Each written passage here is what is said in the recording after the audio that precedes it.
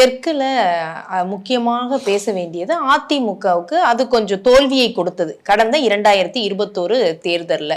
இந்த முறை எப்படி இருக்கிறது தெற்கு மண்டலம்? தெற்கு மண்டலத்தில் அதிமுகவினுடைய நிலைமை அதே மாதிரி தான் இருக்கும். அதாவது பலவீனமான நிலையில் தான் இருக்கும்.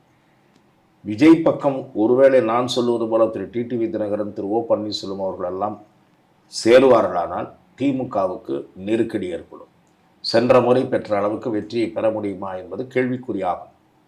ஏனென்றால் தனியாக போட்டியிட்ட போதே திரு டிடிவி தினகரன் 2ஆம் இடத்திற்கு வந்தார். அதிமுகவை 3ஆம் இடத்திற்கு தள்ளினார். நாடாளுமன்ற தேர்தலில் விஜய் துணையோடு போட்டியிடும் போது முதல் இடத்திற்கு நோக்கி நகர்வதற்கும் வாய்ப்பு இருக்கிறது.